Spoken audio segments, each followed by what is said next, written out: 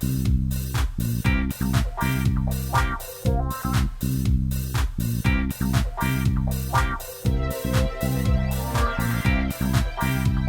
and welcome back to the TVBinges.com Pilot Roundtable, a Southgate Media Group podcast. I'm Kyle Tremblay, the editor of TVBinges.com, and I am joined as always by a fellow TV Binges writer. She's seen into the future of this episode, and the future is bleak. It's Olivia Richards, hello! That was a great intro, now... Oh. I think, I think... on a bright note. Yeah. We are currently in the year 2065. We have FaceTimed ourselves for this podcast. I guess that's a current technology. We're using our hologram phone to record now. Yeah, still have to go through the iTunes service. Like iTunes is still a thing in 2065. Oh my god. Yeah. So anyway, today's pilot is a direct sequel to the 2002 Steven Spielberg film of the same name. It's Fox's action crime procedural Minority Report. Olivia, what did you think? This is the one, this one actually surprised me because I think, this is the one that I kept forgetting about and the one that I wasn't necessarily looking forward to because I think I had the wrong idea of what it was. I've never seen the movie with Tom Cruise. Sure. That's probably for a reason. Mm-hmm. But, I mean, I thought it was just going to be like a dry kind of like crime procedural, like, you know, gritty, like on the streets. And then I started watching it and I really got into it in a way that I didn't think I was going to. Whoa! That is shocking to me. I know. I was really surprised. I should never be surprised by you having a sunny outlook, but with this show based on an action movie, I really didn't think you would like this. And I didn't think I was going to. I turned it on and I was doing I was running on the treadmill and I was like, okay, if I can just keep pushing through or whatever, it went for a full hour. So I was like, if I can just push through what I'm about to watch, maybe it's going to be okay. And I actually was really engaging with it as I was going.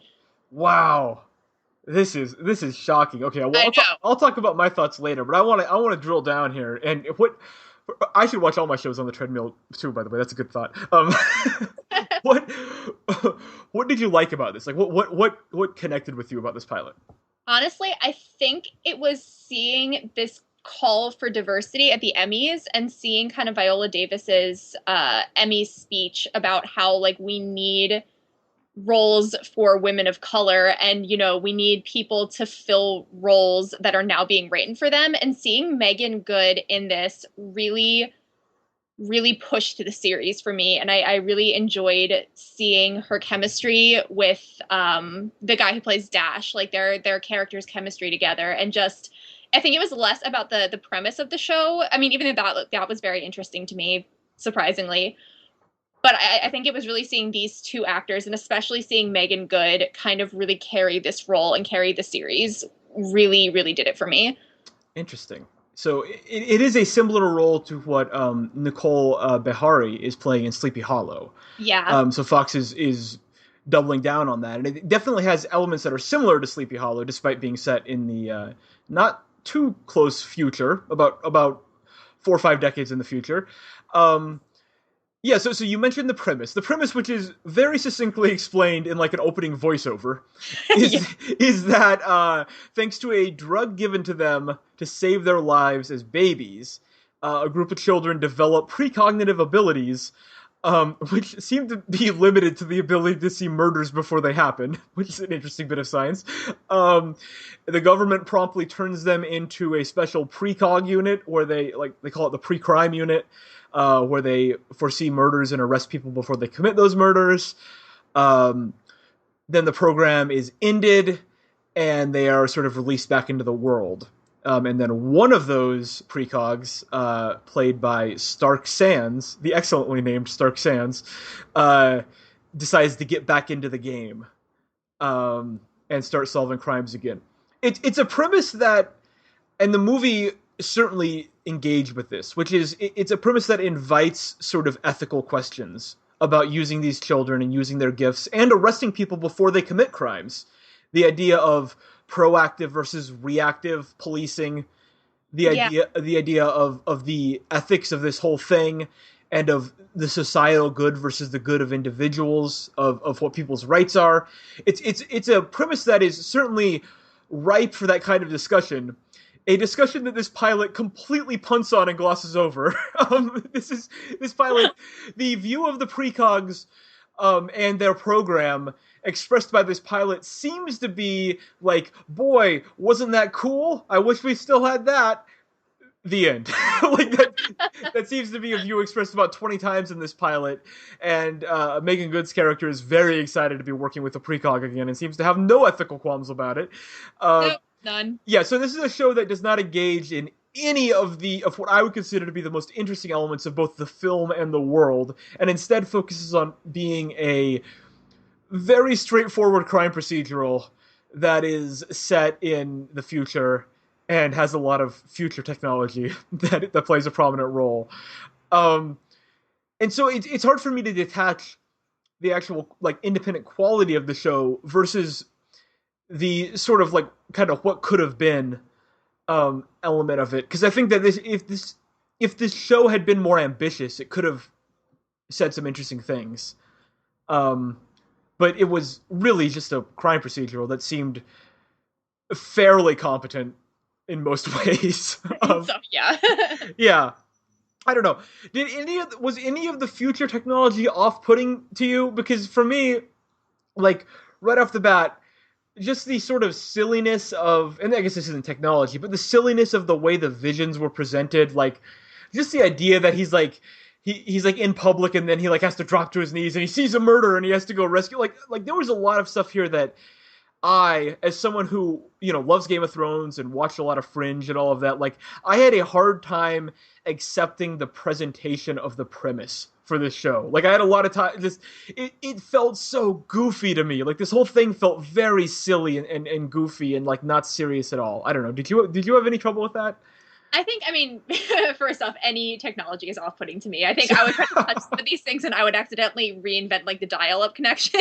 Yes. So, like, I guess maybe like I was like a little bit, you know, like the glossy, shiny new things, and like, you know, where they're like going through like the crime scene or whatever, and it's like everything we've seen in like any like Law and Order or like any spin-off of that, or like CSI, where they go in and like you know, explore the crime scene, and they're doing like all this like crazy stuff with like reenacting like what could have happened using like holograms, and there was that. But yeah, it did seem a little like, yeah, the part where he just, you know, is like in the diner and he's like dropping to his knees and he's like running through the square like a crazy person looking for, Yeah. you know, people, and it just that was a little bit, yeah, a little bit strange and kind of ridiculous at times, I guess.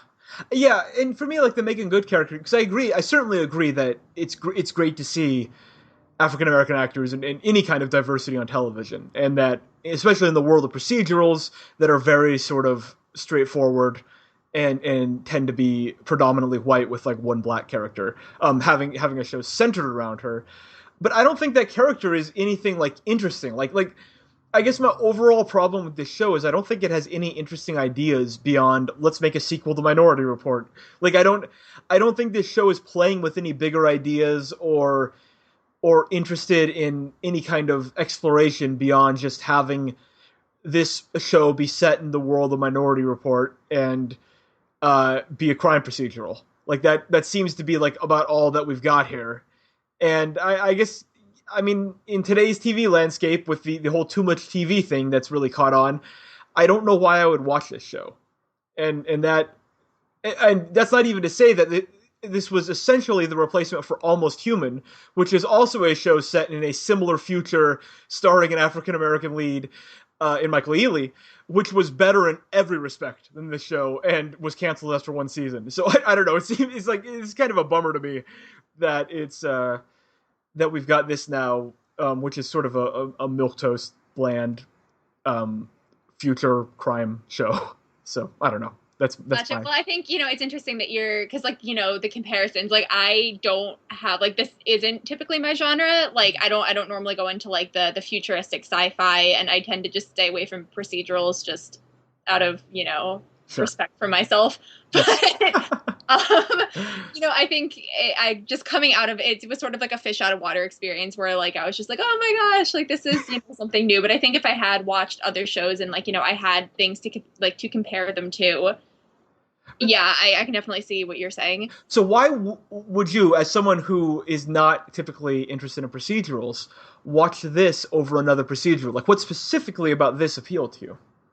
I think because like for me, I really look for, and like in any like show, any like comedy drama, like I look for things that are kind of really driven by like the human stories. Mm-hmm. So, you have this character who has this ability to essentially like play God. Like he gets to see things before they happen. Like the ending where, he sees Laura getting stabbed and he has to make that split second decision of, like what can I do to intervene? So he ends up like, pushing him over the ledge and, killing this guy who is, just going to be under arrest.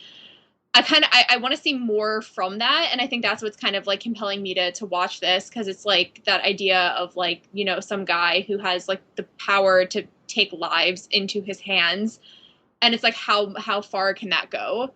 Okay, yeah, well that makes sense. There is certainly a more of a premise to this show than to a sort of like CSI kind of show where it's just sort of like we're in a crime lab, let's do it. There are certainly premise elements to this show and a backstory and obviously a world that's already been established in a film that honestly like no one needs to see the film to appreciate the show or not appreciate the show. Like it's not like a show that relies on any kind of specialized film knowledge. This pilot did a 1.1 in the demo with 3.1 million viewers overall, making it the least watched show of the first night of the season on any major network. So it has that going for it. Let's play our new game now. Do you think this is going to be canceled after a few weeks, make it to the end of the season but not get renewed, or get renewed for a second season? Oh, this one's hard to tell.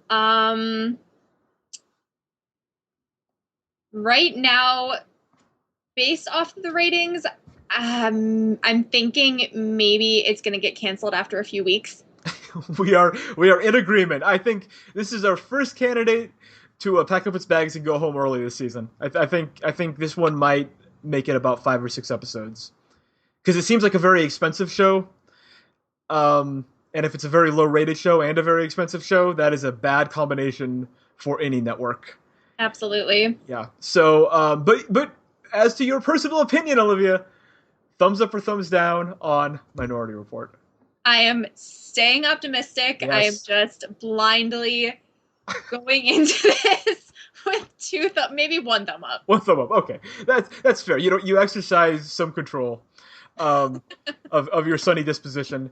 I, of course, am giving it a thumbs down, as is my tradition.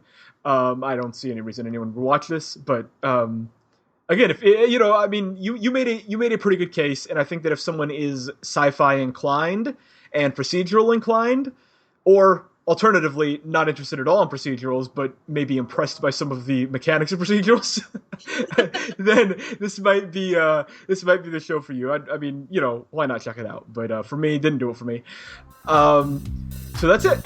You've been listening to the Pilot Roundtable, a TVimages.com and Southgate Media Group production. You can listen to all of our episodes on iTunes, where you can rate and review us. Or you can find us at southgatemediagroup.com. Follow Olivia on Twitter at RichardsOlivia, and me on Twitter at KyleLovesTV. Until next time.